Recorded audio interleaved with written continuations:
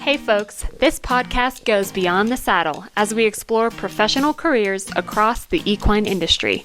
I'm your host, Katie Kleinbell. Let's tack up and head out.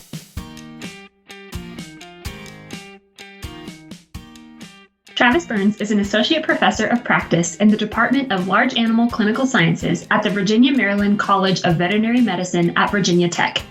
Travis is a Certified Journeyman Farrier with Therapeutic and Educator Endorsements from the American Farriers Association. He is also a fellow in the Worshipful Company of Farriers from the United Kingdom. He has served the American Farriers Association in the past as president, regional director, chairman of the education committee, and tester. He currently serves as an examiner for the association's certification program.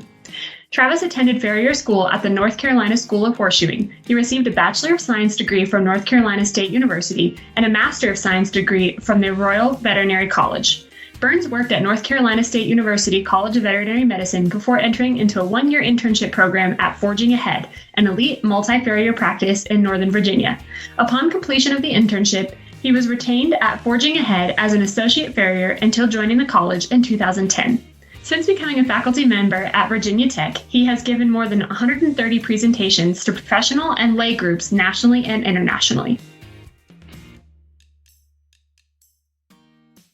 Travis, thanks so much for joining us on Beyond the Saddle today. We are very much looking forward to getting to know you and the American Farrier Association.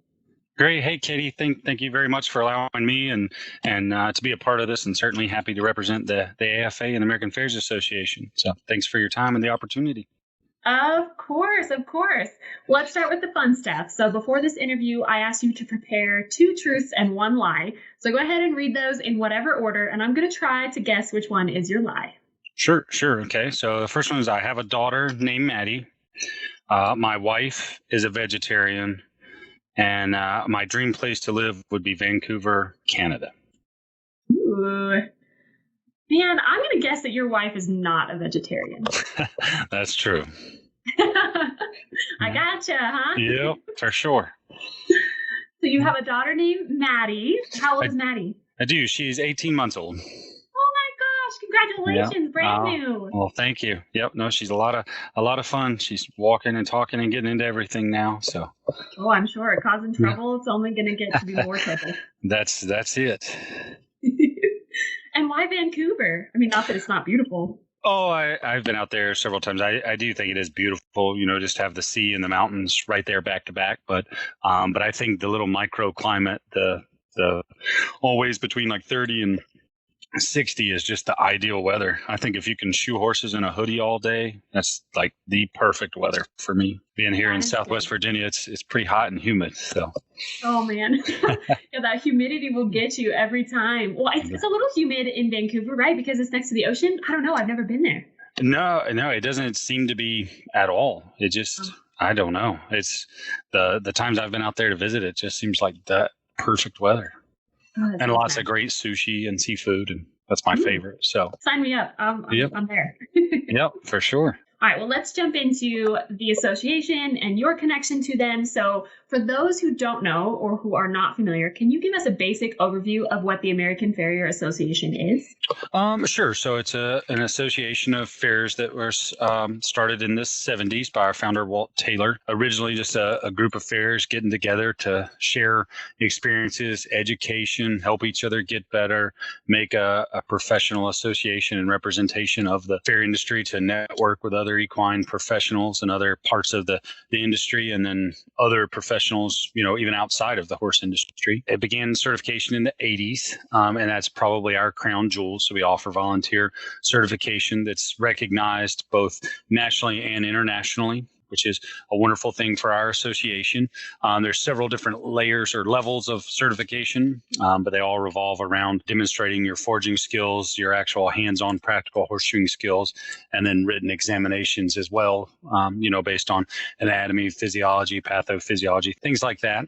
But the association also has grown and grown over the years. So there's many different programs. We run a cultural exchange program with the UK where we send a couple farriers over there for 6 weeks to 3 months at a time. And then they send a couple farriers over here for the same amount of time touring the US and going farrier to farrier. that's been a wonderful way to share ideas, improve the farrier industry, take our members that take part in that program to be able to bring back techniques and skills that maybe we hadn't been exposed to in the past. Again, all these were started prior to the age of the internet. And so it's a wonderful way to share information and bring it back and forth. We have a research program where we raise money to help fund some research projects. There's a team to help farriers if they want to do research, to kind of guide them through the process, give them helpful hints, and help them go through the process. So it's evolved into a lot of things. And then naturally, we still at our core value certification, that's still the basis. And then we also obviously host a yearly convention, which is a continuing education event that'll have a lot of speakers from both the U.S. and from abroad to, again, improve the education, share information. And then we host an annual contest as well, which will also select our national team who will go on to represent the AFA and ultimately the U.S. in international team competition. So it does a lot of different things, and certainly grown over time. But Martha Jones, our executive director, has done a wonderful job of growing the association, and really it's built on the volunteers that contribute their time, their experience, and their efforts to make the association great. Very cool. I have a couple of follow-up questions to just sort of help me wrap my brain around all of those amazing things. Sure. How many members, or do you have like an estimate of how many total members are part of AFA? I would guess somewhere between 1,500 and 2,000. Wow, that's awesome. Yeah. And then how many countries do you work with abroad, overseas? I mean, you mentioned Europe, but are there others? There are. So we've had representation in Mexico, South Africa. We have had a group in Israel approach us about becoming a chapter.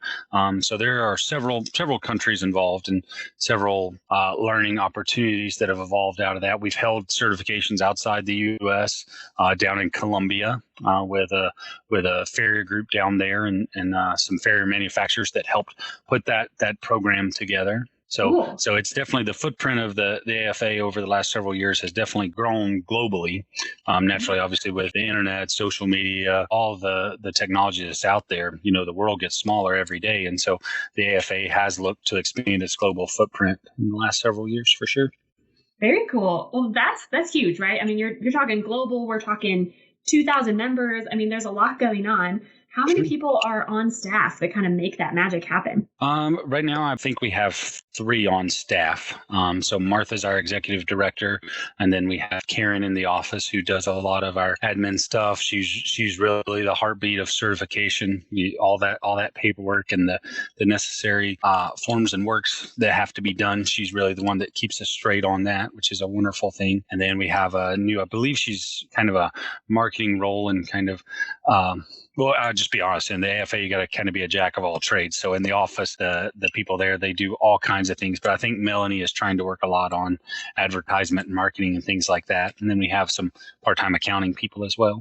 Cool. So it's just a handful of folks, that are there day to day. But then, of course, your board of directors and all kinds of, extensions of people who really volunteer to help. Is that how it kind of works? Yeah. We have obviously the board of directors representing all the regions in the U.S. So there are 3 from each of the 5 regions. So there's 15.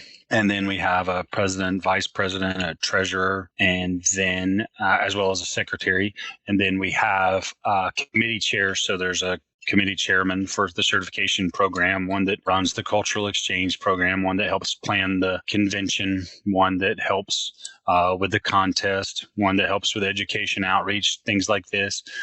So really, it's a lot of the work is done by volunteers and the members within the association. And it's still a grassroots organization. So if I volunteer, usually my wife volunteers. The whole family contributes in reality. And so the association is truly wonderful in that manner, that it is a lot of people that just volunteer their time to try to better the industry.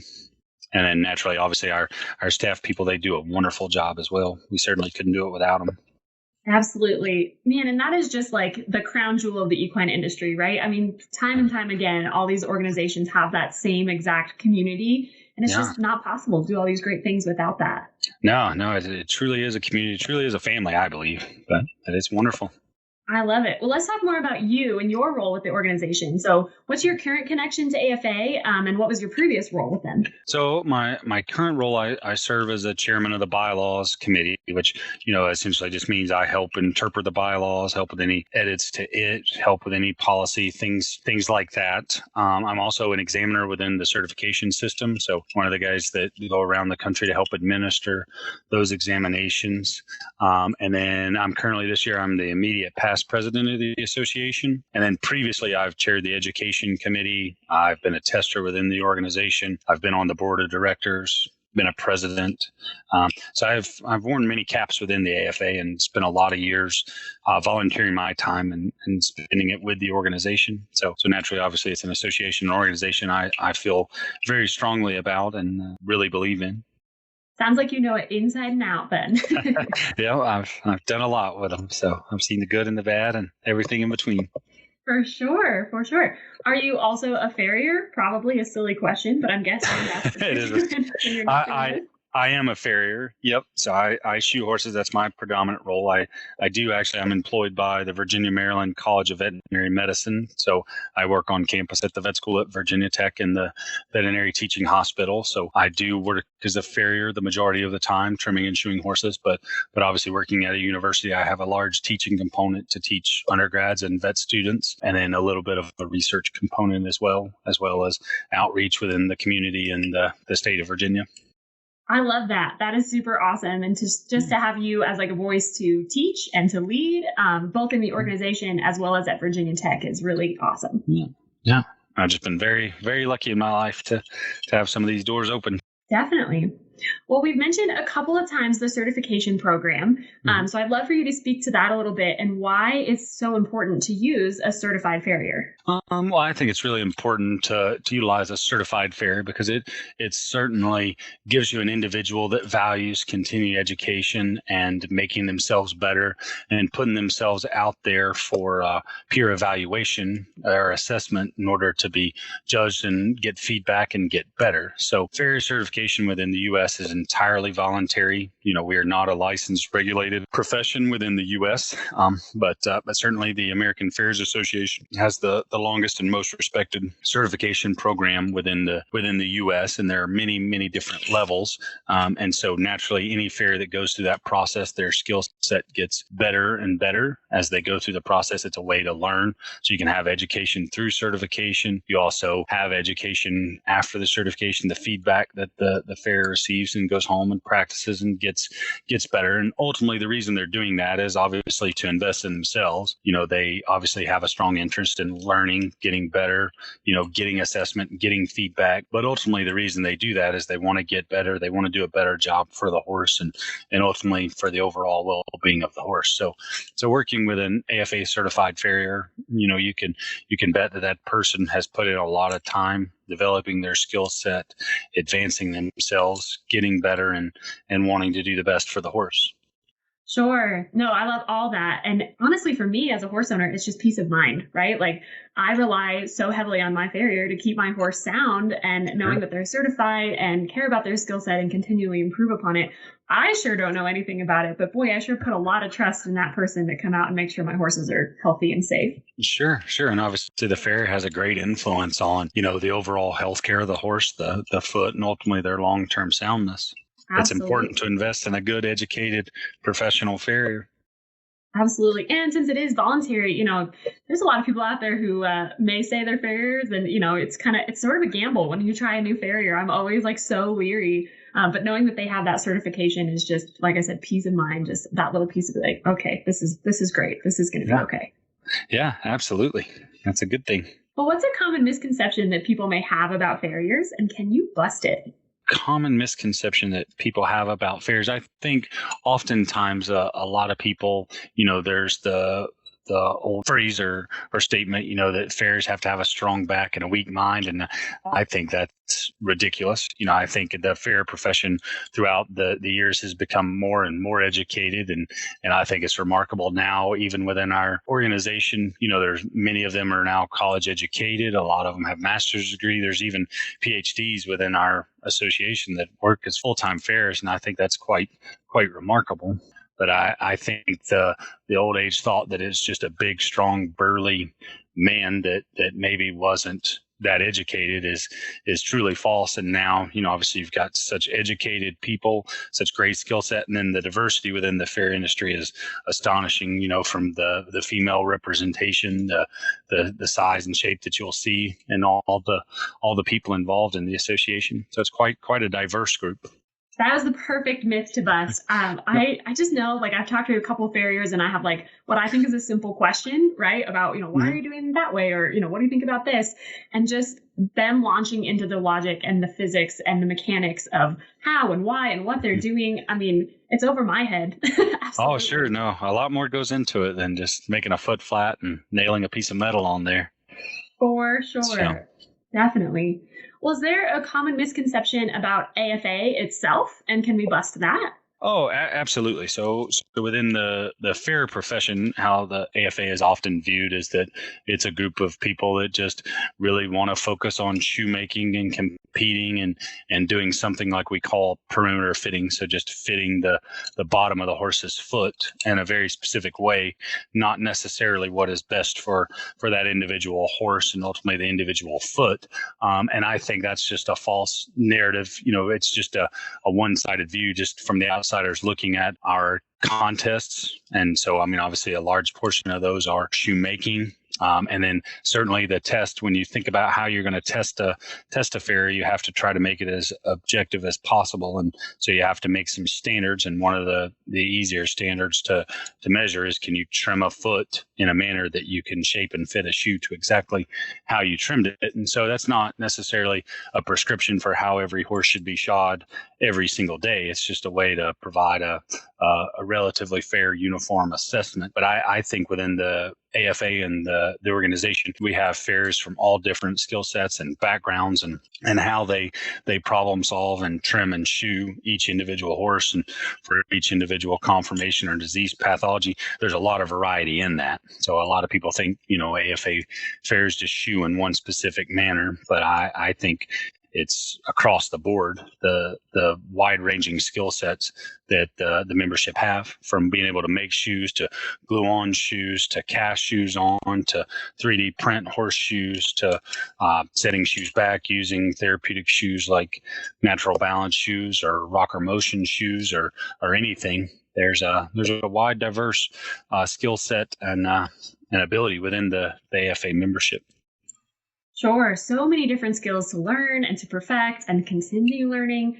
I would love to go to one of your competitions. I think that'd be so interesting. Oh, it's wonderful. So we do have our 50th year anniversary of our convention and contest in Arlington, Texas this November.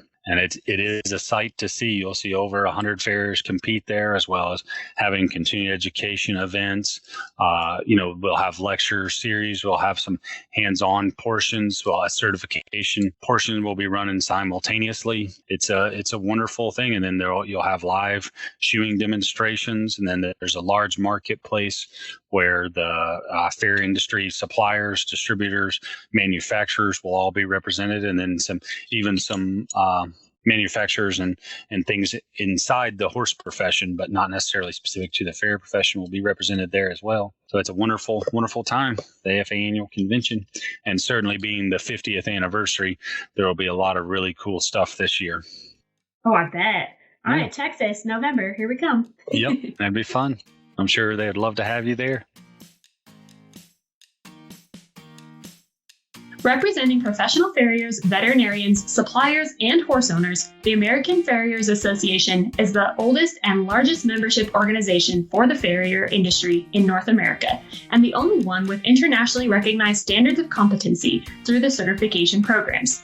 Setting the standard for excellence in hoof care, the AFA provides professional development, certification, leadership, and resources for the benefit of the farrier industry and the welfare of the horse. Download the American Farriers Association app to learn more.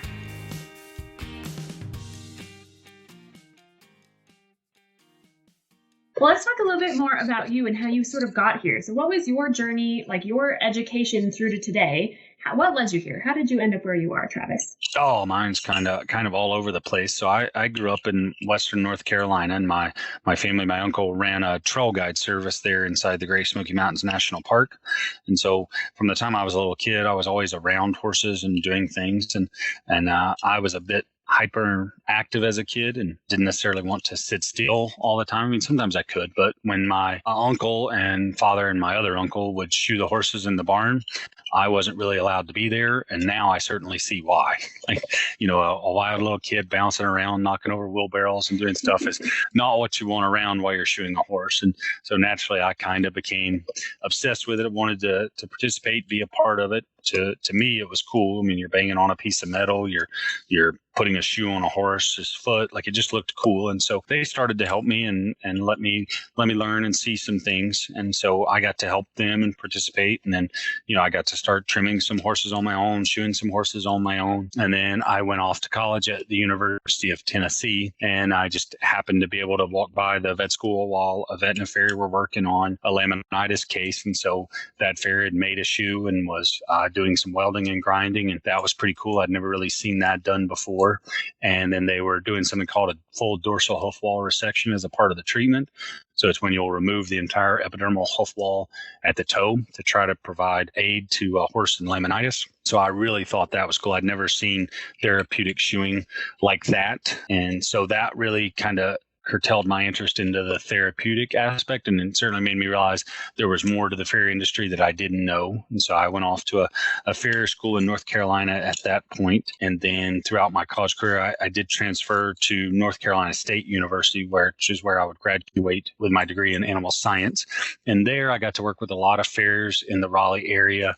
I got to work with a farrier and a vet farrier team that would do the work at the North Carolina State University's College of Veterinary Medicine. And then I was lucky enough to get a job there working in radiology, trying to decide if I wanted to go to vet school or not. And then I realized, obviously just the farrier component, the trimming and shoeing of the horse was what I wanted to do. And so while I was there, they helped me. They allowed me to shoe some horses there. It just grew and grew from there. And then I realized there was still more to learn and more I wanted to do. So after I graduated from undergrad and worked for that vet school for a year, I actually moved to Northern Virginia to work with a farrier who did primarily all therapeutic work up in Northern Virginia, and joined a multi-farrier practice called Forging Ahead, which was ran by a guy named Paul Goodness at the time. And so there I was their first intern. So I was just supposed to spend a year working with the group there. And then after that year, I stayed on as an associate farrier within the group for a while, and eventually landed the job I have here in Blacksburg in 2010. So I came here to work for Virginia Tech's College of Veterinary Medicine, or the Virginia Maryland College of Veterinary Medicine. And then while working here, I've actually went on and continued my education and actually finished a master's degree actually in veterinary education. So I went kind of from animal science and, focusing on that aspect to, once I got here, like I said, a big part of my job was teaching. And certainly I got the job because I can kind of shoe a horse, and they don't really teach you how to teach. And so I really wanted to learn more about how people learn and how I could be a more effective teacher. So I went through a master's program from the Royal Veterinary College and as a part of the University of London. Goodness sake. So it's kind of all over the place. Well, there's just so much learning. I just love, like you kept saying, I realized there was more to learn here. And then I was interested in this and I wanted to learn about that. Like each phase just led you down a new path of like new skills to learn and new interests. And I love that. Absolutely. And I would say in the farrier industry, it's one of the things I love the most is there's always more to learn, more to do, more to research. You never fully have 100% grasp on it. And then, with the new technologies that are coming into it, there's always more to learn, all different aspects, from the adhesive properties to the adhesives we use to glue on shoes to the technologies used to 3D print horseshoes. In this profession, it's easy to be a lifetime learner and constantly learning something new. That's one of the things I like the most about the farrier profession. Yeah, absolutely. Well, what is next for you? What are you hoping to learn next or do next or try next? What's next? Oh, I don't know. I always, in the past year, toying with the idea of maybe a PhD and continuing on down that path. I don't know if I would do it through the education route or try to look into something more like the biomechanics of the horse or shoeing. is one option. And then certainly this past year, I've wanted to compete more and go to more fair contests, which are a lot of fun. But also I have a little 18-month-old girl. So I find myself where I used to spend extra hours at school practicing or learning or reading. I find myself now going to a park or going for a walk or playing out in the dirt or doing something like that. So that's a really fun aspect of my life right now as well. Yes, such an exciting new chapter. I love Sure. it. Yep. Well, what advice do you have? You've been through pretty much every phase, learned so many things along the way and kind of followed different routes. So I think you're a great person to give advice. So what advice do you have to someone looking to pursue a career that's similar to yours? Well, I think for somebody that wants to be a full-time farrier, my biggest advice would be to find a group of mentors and people to help you. So the first thing I would recommend them to do is find a farrier to go and ride with them and see what everyday life is like. From the phone calls that you have to make to the billing, to the invoicing, to the different horses you have to be a part of, the different teams you work with from different owners, barn managers, trainers, chiropractics, all these individuals. And make sure that you see the life and see that it is something you want to do, because it's certainly not for everyone, and it's not as simple as, oh, you just like horses and so you just want to get into this one aspect of it. There's still a lot of other people interactions. You're a part of a much bigger team. It's not just being around the horse. There's obviously a big business component, running your own business, to scheduling, to invoicing, to supplying, inventory management, all of those things. And I think it's important for a person to go in wide-eyed about it and make sure they know what they're getting into, because we do have a high rate of attrition. So a lot of people that start down the fair path, they don't make it to the 5-year mark. And I think it's important for people to make sure they know what they're getting into. And then from there, I would tell them to invest in the longest farrier school that they can afford, both financially and time commitment wise in their life. So obviously, if you've got a couple kids and a wife or a husband, a family, a farm, something you have to manage, obviously you can't be away as long as others, but for however much time you can be away, the more time you spend in a farrier school, the better you will get. And I even encourage people, not to just go to just one farrier school, go to a couple. You'll get something different from each one. And then when you leave farrier school, I encourage everyone to find a mentoring group, at least one farrier to work with, if not multiple farriers to work with. And then I would encourage them to work with those individuals as long as they can, both time commitment wise and financially. And so if you do go that route, you'll learn a lot. You'll be protected. You'll get better clients to begin with out of the gate. And then you'll start to build that community of people that you can lean on for advice, help when you have questions, just somebody to lean on when you're having a bad day, when it's 100 degrees and 4 horses have lost shoes and you're having to, work on a horse that's not very cooperative or something. You've got a group that you can lean on and get some help and be there for you. And then naturally, certainly to keep investing in their education and advancing their skill set. So going to continuing education events, going through certification, joining associations like the American Farriers Association,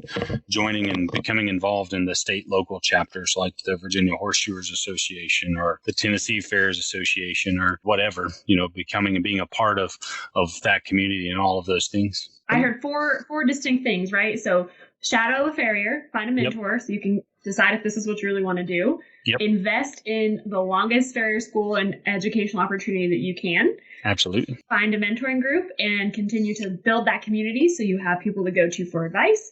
And then continue education. If you can, go back and can keep up on that certification and keep learning. Absolutely. No, if you can do those 4 things, you're setting yourself up for success. There's no doubt about it. And sure, they're not all days are great, but if you take that path, I think farriers will be successful in the end. There you go. You heard it here. Travis is telling you. Yep. Well, in your own words, Travis, what does it mean to you to be an equine industry professional? You just sort of talked about all those different individuals you have to work with professionally, from the chiropractor to the veterinarian to the owner itself. So from your perspective, what does it mean to be an equine industry professional? Well, my perspective is, I think, obviously me, I'm biased. I'm a farrier. So I think, I should be an expert in my field of profession. So know as much as I possibly can about it. And then I think it's important to have the drive and determination to do the best possible job I want to or I can every single day on every single horse and every single situation that you get involved in. And then I think obviously it's a professional's duty to continue to invest in their education, to stay abreast of the new science, the new technology, the new supplies, the new techniques that are available and become options. Make sure we know and understand what's out there, what we could do to help the overall well-being of the horse. And then I think to be a true professional, you have to be able to work as a team. So I think it's important to treat others with respect, stay within the bounds of our profession, and just being overall just a good teammate, because we're all there,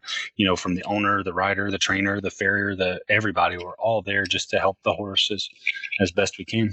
So I think it's important to keep your ego out of it and just be a good teammate. Sometimes easier said than done, isn't it? Sometimes some people seem to struggle with that. Yeah, but you're right. It is all about the horses, and ultimately that's kind of why we're all here, is because we love them at the end of the day. So, do you have horses? We do, yeah. So my wife and I, we actually have two. So we have a horse that I got when I was very young, 13, 14 years old. We got it. It was a part of the riding program that my uncle ran, and he's since retired from there. And so he just lives out in the pasture. And then my wife has her horse, Roxy, who she shows and competes with. And then we're actually building a house on some property right now. And I am sure the second we move out there full time, she will want another horse. And then I'm sure little Maddie will not be far behind her wanting a pony or something. I was just going to say, next up is something for Maddie, right? Absolutely. I'm voting for a 4-wheeler, but I think I'm going to lose that battle to the horse. Well, maybe. Yep, I think so. What discipline does your wife ride, or do you ride? Well, she does dressage and kind of eventing. And then I do nothing more than jump on Roach's back and just kind of ride around the pasture. I don't really show or do anything like that. That's all you need, right? With Yep. vitamin H. Yep. Nah. I'm perfectly happy to be on the ground and just hang out with horses. There you go. I love it. Well, Travis, this has been awesome. I feel like I have learned so much about you and your journey, but also about the American Farrier Association. So thank you for, really, this has been educational. Wonderful. And one thing I did forget about the American Farriers Association is we do actually have a lot of horse owners that have become members now, and they get to be involved in the educational process, the magazines that we put out, all the educational materials we put out. And so it's not just an association that's exclusive to farriers. So cool. Just one important thing I forgot. No, yeah, that's awesome. I didn't know that. That is very important. So Me as a horse owner, I should go check it out. Absolutely. No, we'd love to have you. Perfect. What's the best place that the audience, anybody listening, that they can connect with you or connect with AFA if they have questions or want to learn more or get involved? What should they do? The best place to start with the AFA, or the American Farriers Association, is our website. So it's just americanfarriers.org. And then there is a new AFA app out there for droids and iPhones. So it's a wonderful resource for educational materials, calendars, what's going on, information about the association, find a farrier app or listing. So if you're looking for a farrier in your area that's a part of the AFA, it's a great way to find one. And then me personally, I guess the best place would probably be our vet school's website. So just Googling the Virginia Maryland College of Veterinary Medicine. So the website's actually vetmed.vt.edu. And that's a wonderful place to find some info.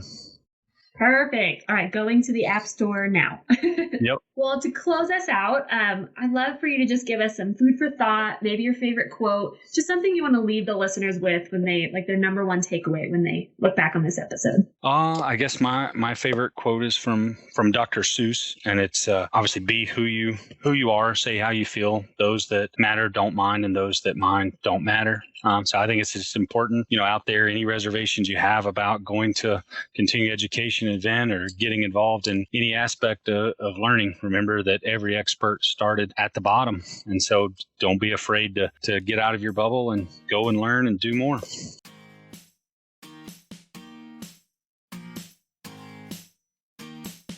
Thanks for riding along. Know someone that would be great to interview? Have questions you'd like answered on the podcast? Send me an email at beyondthesaddlepodcast@gmail.com or join the conversation on social media. You can connect with us and learn more about the Beyond the Saddle podcast by following us on Facebook and Instagram at Beyond the Saddle Podcast. Find more episodes anywhere that you get your podcasts, such as Apple Podcasts, Spotify, Stitcher, and more. Beyond the Saddle is a production of the Equine Podcast Network, an entity of the Equine Network.